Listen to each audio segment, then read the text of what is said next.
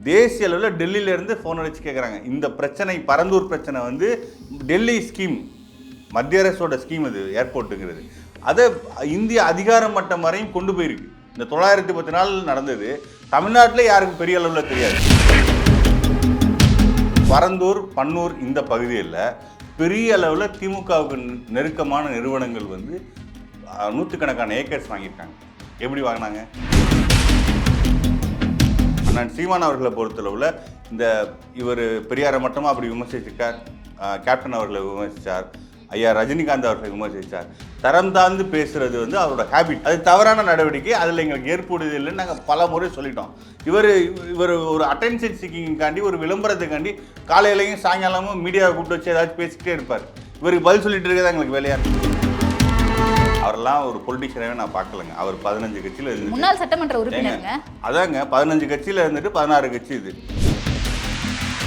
என்ன கலர் செயல்பாடுகள் ஈடுபடணும் அப்படின்னு சொல்லி சில விமர்சகர்கள் சொன்னதுக்கு நானே சொன்னேன், இதை நான் பாசிட்டிவாக எடுத்துக்கிறேன்.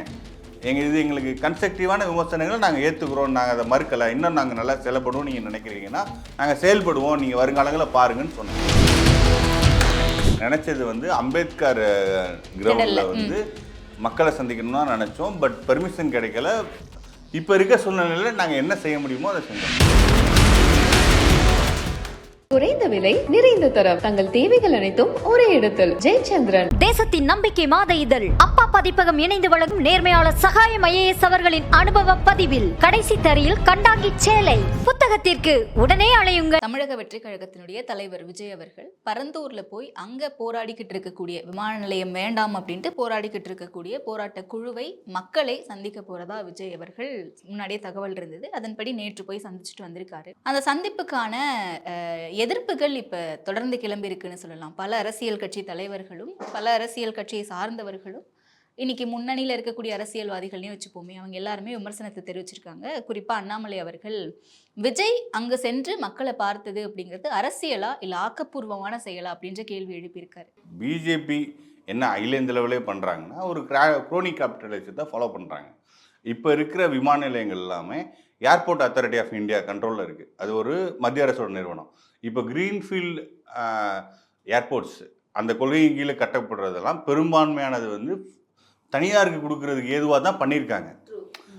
இப்போ நாளைக்கு நீங்கள் இந்தியாவில் இருக்கிற முக்கியமான போர்ட்ஸ் பாருங்கள். இப்போ காட்டுப்பள்ளி துறைமுகம் யாருக்காண்டி வருது? போர்ட்ஸு, ஏர்போர்ட்ஸு, மெட்ரோ, இந்த மாதிரி இன்ஃப்ராஸ்ட்ரக்சர் ப்ராஜெக்ட்ஸ் எல்லாமே இவங்களுக்கு வேண்டிய கார்பரேட்ஸுக்கு தரவாக இருக்கிறாங்க.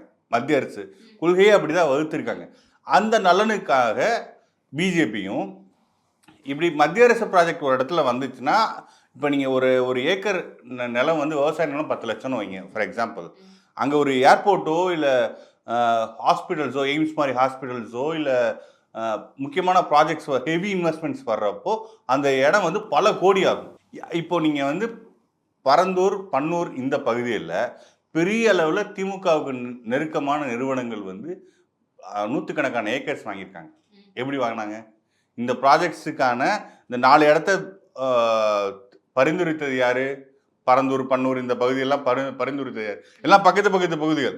இப்போ மீனம்பாக்கம் திரிசூலம் மாதிரி. இப்போ மீனம்பாக்கம் ஏர்போர்ட் வந்து அந்த பகுதியில் எல்லாமே சிட்டி ஆயிடுச்சு. ஒரு காலத்தில் அது வந்து அது விவசாய பகுதியில் இருந்தது தான்.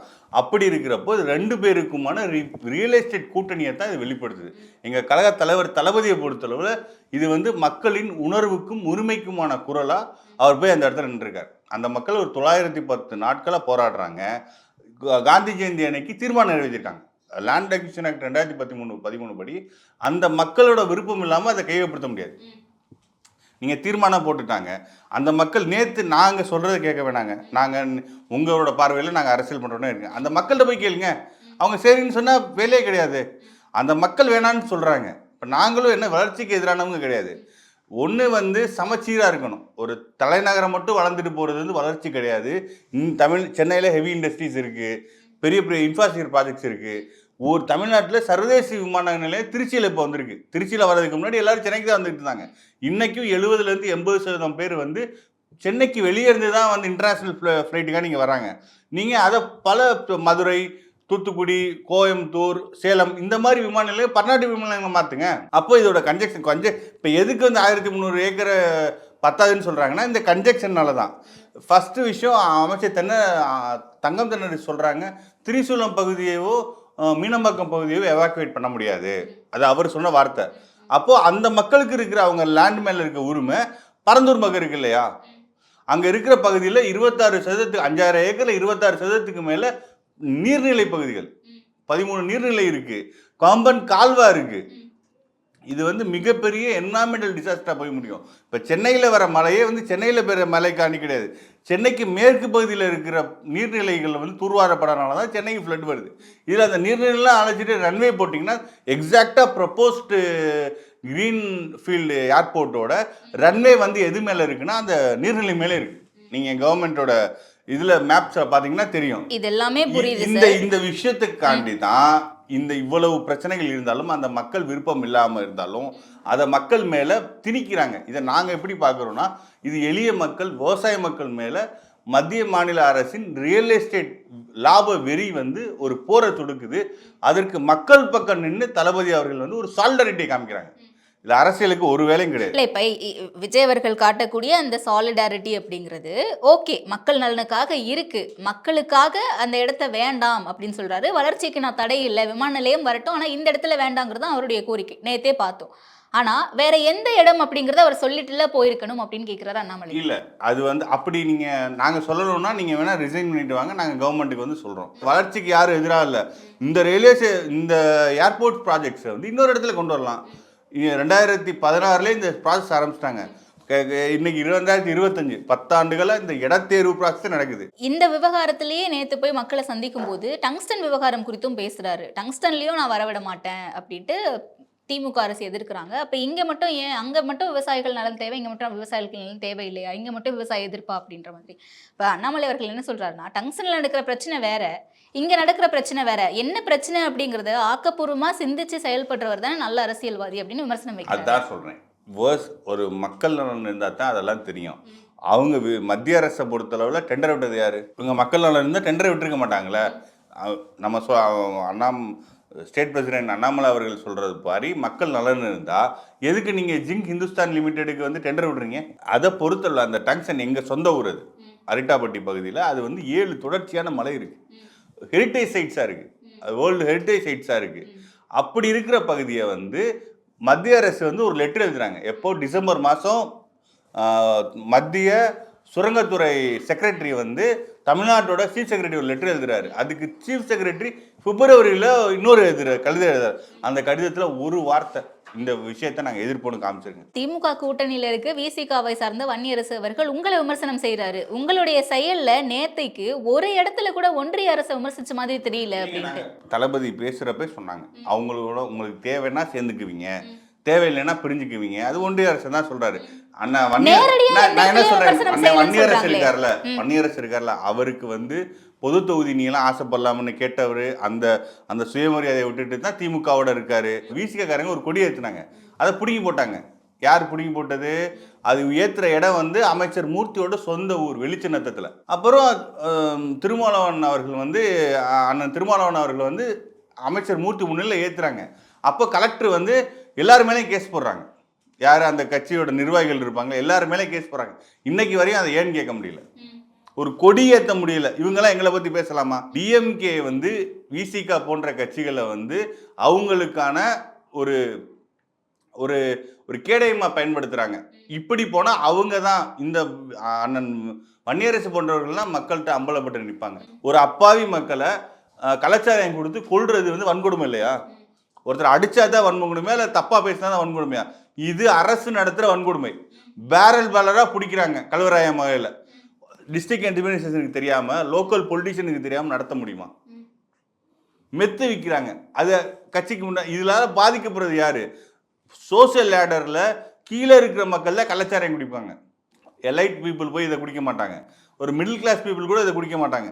அப்போ நீங்கள் எந்த சமூகத்திற்காண்டி அரசியல் பயணத்துக்கு வந்தோம், எந்த மக்களின் விடுதலைக்காண்டி வந்தோன்னே அந்த மக்கள் பக்கம் நிற்காம யார் உங்களை அடக்குறாங்களோ அவங்க பக்கம் நிற்கிறீங்க. கொடியேற்ற முடியல, கலாச்சாரம் கொடுத்து உங்கள் மக்களை கொள்றாங்க, அதை கேட்க முடியல. நீங்கள் டிஎம்கே காரங்களை கூப்பிட்டு ஒரு மாநாடு போட்டிங்களே, என்ன மாநாடு அது? மது ஒழிப்பு மாநாடு. எப்படி? மது ஆலை வச்சிருக்கவங்களை கூப்பிட்டு மது ஒழிப்பு மாநாடு. சூப்பர். இது நீங்க தான் அம்பலப்பட்டு நிக்கிறீங்க. உங்களுடைய கொள்கை தலைவரா இருக்கக்கூடிய பெரியாரை குறித்து சீமான் அவர்கள் தவறா பேசுறாரு. ஏங்க எங்கேயுமே வாயை திறக்காத தாவேக்காவை யார் சொன்னா? வைசிகா யார் மட்டும் சொன்னா? வீசிகா பத்தி மட்டும் பேசுறீங்கன்னு எங்களோட மாநாட்டத்திலே எங்க கொள்கை தலைவரை அறிவிச்சு நாங்க பிரகடனப்படுத்துறோம். அதுக்கே அவர் தரம் தாழ்ந்து விமர்சிச்சார். அண்ணன் சீமான் அவர்களை பொறுத்தளவுல இந்த இவர் பெரியாரை மட்டுமா அப்படி விமர்சிச்சிருக்கார், கேப்டன் அவர்களை விமர்சிச்சார், ஐயா ரஜினிகாந்த் அவர்களை விமர்சிச்சார்.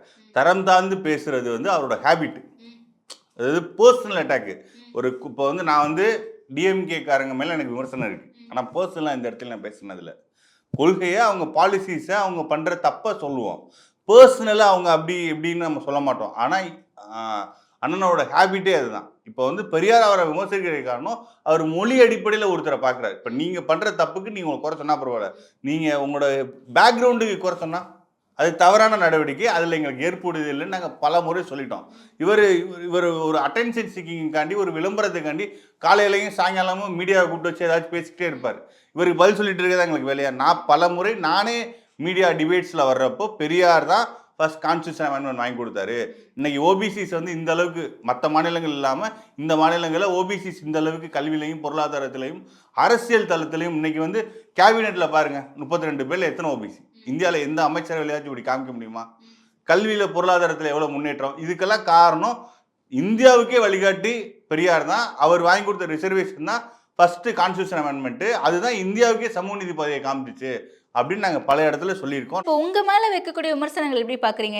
இப்போ அதே மாதிரி தான் பாஜக எதிர்ப்பு அப்படிங்கிறத ரொம்ப சாஃப்டாக ஹேண்டில் பண்ணுறாங்க, திமுக எதிர்ப்பு மட்டும் ரொம்ப ஹார்ஷாக இருக்குது, ரொம்ப வன்மையாக கண்டிக்கிறோம்னு சொல்கிறாங்க. அப்படிங்கிறத இன்னைக்கு எப்படி ஆயிடுச்சுன்னா பாஜக எதிர்ப்பு அப்படிங்கிறது ஒரு ஃபேஷனாகவே கையில் எடுத்துட்டாங்களோ எல்லாரும் அப்படின்ற கேள்விக்கு வந்து நிப்பாட்டுதில்ல. நான் தெளிவாக சொல்கிறோம், பிஜேபிக்கு தமிழ்நாட்டில் இருக்கிற மக்கள் சப்போர்ட்டே கிடையாது. ஒன்று புரிஞ்சுங்க, 1980 இருந்து 2016 அவங்க தனிச்சின்னு வாங்கின பர்சன்டேஜ் வந்து 2.86. நீங்கள் எலெக்ஷன் கமிஷன், இது என்னோட கருத்து கிடையாது. 1980 காலங்களில் 1.0 சம்திங் தான்.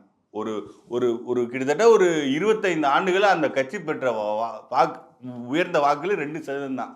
25 ஆண்டுகளாக. இதே காலகட்டத்தில் கர்நாடகாவில் 83 வந்து ஒரு 4% இந்த கட்சி. கிட்டத்தட்ட 2005-4 காலகட்டத்தில் அவங்க ஆட்சி அதிகாரத்துக்கு வந்துட்டாங்க. குமாரசாமியும் பிஜேபி கூட்டணி ஆட்சியில் வந்துட்டாங்க. 2008 ஆட்சியை பிடிச்சிட்டாங்க. நான் எது கம்பேரிட்டிவாக சொன்னேன், ரெண்டுமே தென் மாநிலங்கள். ஏன் வந்து தமிழக மக்கள் ஒருபோதும் பிஜேபி ஏற்க மாட்டாங்க? கம்பேரிட்டிவாக 1980 கர்நாடகா எவ்வளோ பெரிய வராச்சு, தமிழ்நாட்டில் ஏன் இப்படி வருதுன்னா மக்கள் கிட்ட அந்நியப்பட்ட கட்சி, அந்நியப்பட்ட கொள்கை கொண்ட கட்சி பிஜேபி. அவங்க அதிகாரத்தில் இருக்காங்க, சென்ட்ரலில் பவரில் இருக்காங்கன்னா இந்த இவ்வளோ வெளிச்சம், இந்த பேச்சு எல்லாமே வந்து அவங்க பாலிசி டிசிஷன்ஸில் ஹேண்ட் எடுக்கிறாங்க. மக்கள் களத்தில் அவங்களுக்கு ஆதரவு இல்லை. மக்கள் களத்தில் பிஜேபிக்கான ஒரு லான்ச் பேடா, பிஜேபிக்கான ஒரு வாய்ப்பை ஏற்படுத்தி கொடுக்குறது திமுக தான். அதே டேட்டா தானே இந்த 2024 பாராளுமன்ற தேர்தலில் பாஜகவுடைய வாக்கு சதவீதம் 18 விழுக்காடு இருக்குன்னு காட்டுது. கூட்டணி நான் இப்போ 2016 அவங்க தனிச்சு நின்னாங்க. 2016 மத்தியில் பிஜேபி ஆட்சி இருந்தாலும் தனிச்சு நின்னாங்க. கூட்டணி வாக்குறப்போ அவங்க கூட்டணி கட்சியோட ஓட்டு டிரான்ஸ்ஃபர் ஆகும். உங்க சொந்த பலம், பிஜேபியோட சொந்த பலம் 2016 அவங்களுக்கு கூட்டணியே கிடையாது. அவங்க சிங்கிள கேண்டிடேட் போட்டு 2.86. அவங்களோட இண்டிவிஜுவல் ஸ்ட்ரென்த்து இன்னமும் பிலோ 5% தான். அது 1 or 2% இன்க்ரீஸ் ஆயிருந்தாலும் அவங்களோட ஓன் ஸ்ட்ரென்த் வந்து பிலோ 5% தான். 2026 ஏறக்குறைய பிஜேபி தனித்து விடப்படும் தமிழ்நாட்டில். அப்போ அவங்க பர்சன்டேஜ் பாருங்கள் பிலோ 5% இருக்கும். அப்படி இருக்க கட்சிக்கு வந்து முக்கியத்துவம் தேவையில்லை. அவங்க எந்த அடிப்படையில் முக்கியம்னா இந்த மாதிரி ப்ராஜெக்ட்ஸு, கல்விக் கொள்கை கொண்டு வர்றது, சிஐஏ கொண்டு வர்றது, என்ஆர்சி கொண்டு வர்றது, அப்புறம் வந்து வக்ஃபு சட்டம் கொண்டு வர்றது, இந்த விஷயத்தில் நாங்கள் எதிர்த்திருக்கோம். சிஐஏ எதிர்த்திருக்கோம், வக்ஃபு சட்டத்தை எதிர்த்து தீர்மானம் போட்டிருக்கோம். நாங்கள் பிஜேபியோட திட்டங்களை மூர்க்கமாக எங்கள் தீர்மானம் போட்டு எதிர்த்திருக்கோம். மக்கள் விஷயங்கள், அதாவது தமிழ்நாட்டு சார்ந்த விஷயங்களை பிஜேபி ஒரு நெக்லிஜிபிள் ஃபோர்ஸ். அதனால திமுக பிஜேபிக்கான லான்ச் பேடாக இருக்குங்கிறது தான் எங்களோட குற்றச்சாட்டு. நீங்கள் பாருங்களேன், இப்போ அண்ணா யூனிவர்சிட்டி இஷ்யூ வருது, உடனே கவர்னர் வந்து இந்த கவர்னர் வெளிநடப்பு பண்ணி ஒரு டிஎம்கே எப்பப்பெல்லாம் நெருக்கடியில் இருக்கோ பெயில் அவுட் பண்ணுறதுக்கு பார்த்தா கவர்னர் வந்துடுவார் திசை திருப்புறதுக்கு. இப்போ வந்து இந்த இஷ்யூ வந்துருச்சு, பரந்தூர் இஷ்யூ வந்துச்சு, உடனே திருவள்ளுவரோட காவிசாயை அடித்து அதுக்கு மாலை போடுறது. டிஎம்கேவை பெயில் அவுட் பண்றது பொங்கல்ல இருந்தே ஓடிக்கிட்டு இருக்கு திருவள்ளூருக்கு காவி சாயம் போட்டு. நான் என்ன சொல்றேன்னா இந்த இஷ்யூ அதிகமாகுது. இப்படி ஒவ்வொரு காலகட்ட சூழல்லையும் வந்து அவங்க வந்து கவர்னர் வந்து டிஎம்கேவை பெயில் அவுட் பண்றாங்க, பிஜேபியும் டிஎம்கேயும் ஒரு மேட்ச் ஃபிக்சிங் பண்றாங்க.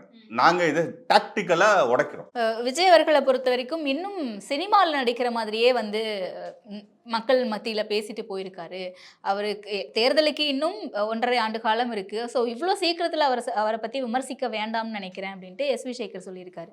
அவரெல்லாம் ஒரு பொலிட்டிஷியனாவே நான் பார்க்கலங்க. அவர் 15 கட்சியில இருந்து முன்னாள் சட்டமன்ற உறுப்பினருங்க. அதாங்க 15 கட்சியில இருந்துட்டு 16 கட்சி இது. அவர் எந்த கட்சி எம்எல்ஏ பதவி அவர் கொடுத்துச்சோ அந்த கட்சிக்கே துரோகம் பண்ணவர். அவரை பற்றியெல்லாம் பேசி டைம் வேஸ்ட் பண்ண நான் விரும்பலை. அவர் ஒரு பொலிட்டிஷியனாவே நான் பார்க்கல. எந்த வகையிலுமே என்ன செஞ்சாலுமே பாராட்டவே மாட்டேங்கிறாங்களே அப்படின்னு ஒரு எண்ணம் கட்சிக்குள்ள நிலவுதா? அப்படிலாம் ஒன்றும் இல்லை. அரசியல்னா நெருக்கடிகள், பிரச்சனைகள், போட்டிகள், விமர்சனங்கள் இருக்கத்தான் செய்யும். இது வந்து நம்ம ஒரு பாசிட்டிவான விஷயங்கள்லாம் நிறையா பேர் வந்து பாசிட்டிவாக தனிப்பட்ட முறையில் சொல்லுவாங்க, இல்லை விமர்சிப்பாங்க. பாசிட்டிவான விஷயத்த நாங்கள் வந்து கன்ஸ்ட்ரக்டிவாக தான் எடுத்துக்கிறோம். நிறைய இடத்துல நானே சொல்லியிருக்கேன். 2 நாளைக்கு முன்னாடி புதிய தலைமுறை விவாதத்தில் கூட நீங்கள் இன்னும் கலர் செயல்பாடுகள் ஈடுபடணும் அப்படின்னு சொல்லி சில விமர்சனங்கள் சொன்னதுக்கு நானே சொன்னேன், இதை நான் பாசிட்டிவாக எடுத்துக்கிறேன், எங்களுக்கு கன்ஸ்ட்ரக்டிவான விமர்சனங்களை நாங்கள் ஏற்றுக்கிறோம், நாங்கள் அதை மறுக்கலை, இன்னும் நாங்கள் நல்லா செயல்படுவோம் நீங்கள் நினைக்கிறீங்கன்னா நாங்கள் செயல்படுவோம், நீங்கள் வருங்காலங்களில் பாருங்கன்னு சொன்னேன். இல்லை, இப்போ நேற்றைய செயற்பாடுகள் உங்களுக்கு திருப்தியாக இருந்ததா? மக்களை போய் சந்திச்சது, மக்கள் மத்தியில் ஒரு 10 நிமிட அந்த பேச்சு அப்படிங்கிறது நினைச்சது வந்து அம்பேத்கர் கிரவுண்டில் வந்து மக்களை சந்திக்கணும்னா நினச்சோம். பட் பெர்மிஷன் கிடைக்கல. இப்போ இருக்க சூழ்நிலையில் நாங்கள் என்ன செய்ய முடியுமோ அதை செஞ்சோம். இப்போ இருக்க சூழலில், இப்போ இருக்க என்வாயன்மெண்ட்டில், இப்போ இருக்க பாதுகாப்பு சூழலில் என்ன செய்ய முடியுமோ அதை செஞ்சோம். வருங்காலில் தளபதி அவர்களே சொல்லியிருக்காங்க, நான் வந்து அந்த எகனாபுரம் கிராமத்துக்கு நான் செல்வேன்ட்டு. வருங்காலம் செல்வோம். வெளியே செல்லும் போது கேரவன்ல அங்கிருந்து 4-5 முக்கியமான நபர்களை, போராட்டக்குழுவில் இருந்த முக்கிய நபர்களை வேன்ல ஏற்றிட்டு போனாருன்ற தகவல் இருக்கே. இல்லை, யாரையும் சந்திக்க இல்லை அந்த மக்களோட உணர்வை பேசுறதை கூட கூப்பிட்டு போயிருக்கலாம். அந்த இன்னொரு விஷயம் என்னன்னா, அதுக்கான ஃபெசிலிட்டேஷன் பெரிய மாஸ் கூடுது. தளபதி அவர்கள் வந்து ஒரு மக்கள் புரட்சி தலைவர் எம்ஜிஆருக்கு அப்புறம் ஒரு வெகு மக்களால் ஒரு டிஎம்கே காரங்களுக்கு, முதல்வர் துணை முதல்வருக்கு பண்ணுற மாதிரி ஒரு ஃபெசிலிட்டேட் பண்ணுற கூட்டம் கிடையாது. இது ஆர்கானிக்காக வர்ற கூட்டம். அதை வந்து ஒரு ப்ரொடக்ஷன்ஸோட பண்ணுறதுக்கு திமுக அரசு ஒத்துழைக்க மறுக்குது. இந்த இடத்துல இப்போ தளபதி அவர்கள் நேற்று 10 நிமிஷம் போய் பேசியிருக்காங்கன்னா, நேஷ்னல் மீடியாவில் இருந்து நானே பல நேஷ்னல் மீடியாவை அட்ரஸ் பண்ணியிருக்கேன். முந்தானத்தே அவர் போனது நேற்று தான். முந்தானத்து நைட்டே வந்து கேட்டாங்க. தேசிய அளவில் டெல்லியிலேருந்து ஃபோன் அடிச்சு கேட்குறாங்க. இந்த பிரச்சனை, பரந்தூர் பிரச்சனை வந்து டெல்லி ஸ்கீம், மத்திய அரசோட ஸ்கீம் இது ஏர்போர்ட்டுங்கிறது. அதை இந்திய அதிகார மட்டம் வரையும் கொண்டு போயிருக்கு. இந்த 910 நாள் நடந்தது. தமிழ்நாட்டில் யாருக்கும் பெரிய அளவில் தெரியாது. ஒரு பொலிட்டிக்கல் லைனில் தெரியும், ஒரு மீடியா பர்சன்ஸ்க்கு தெரியும். வெகுஜனத்துக்கு தெரியுமா? இன்னைக்கு தமிழ்நாட்டில் கோடிக்கணக்கான மக்களுக்கு அந்த பரந்தூருங்கிற ஊர் தெரியும், அங்கே இருக்க பிரச்சனைக்கு தெரியும், இஷ்யூஸ் தெரியும். காரணம் யாரு? தளபதி அவர்கள். இன்னைக்கு டெல்லி வரையும் அந்த விஷயம் அகில இந்திய பிரச்சனையாக இருக்கு. பல பத்திரிகைகள், பெங்களூர்ல இருக்க பத்திரிகைலாம் எங்களோட ஆட்டோ டிரைவர்ஸு, என்னோட கார் டிரைவர்லாம் அந்த தளபதி பேசினாங்கன்னு சொன்னாங்க. மக்கள் பிரச்சனையை தளபதி மாதிரி ஒரு மாஸ் லீடர் பேசுகிறப்போ அதோட வீச்சு அதிகம், அதிகார வர்க்கம் வந்து காதுகளில் கேட்கும். அதுபோக ஒன்று மக்கள் போராட்டம், இன்னொன்று ஜுடிஷியரி மூலமாக மக்களுக்கான நீதி வாங்கி தருது. இதை வந்து தளபதி அவர்கள் வந்து சாலிடாரிட்டி மட்டும் இல்லை, கமிட்மெண்ட்டும் கொடுத்துருக்காரு. மக்களின் உணர்வுக்கு, உரிமைக்கு, அந்த விவசாயிகளின் மகனாக அந்த இடத்துக்கு போயிருக்கார். இப்போ நம்ம அம்மா அப்பாவுக்கு சில விஷயம் செய்கிறோம்னா அவங்க நமக்கு ஓட்டு போடுவாங்கன்னா செய்வோம். அந்த உணர்வுபூர்வமாக போன விஷயம். வாக்குங்கிறது வந்து தமிழக மக்கள், ஒவ்வொரு குடும்பத்தின் அண்ணனா, தம்பியா, மகனா தளபதி அவர்கள் இருக்காங்க. அவங்க வீட்டு பிள்ளை. குறைந்த விலை, நிறைந்த தரம், தங்கள் தேவைகள் அனைத்தும் ஒரே இடத்தில். ஜெயச்சந்திரன். தேசத்தின் நம்பிக்கை மாத இதழ் அப்பா பதிப்பகம் இணைந்து வழங்கும் நேர்மையாளர் சகாயம் ஐஏஎஸ் அவர்களின் அனுபவ பதிவில் கடைசி தரியில் கண்டாங்கி சேலை. புத்தகத்திற்கு உடனே அழையுங்கள்.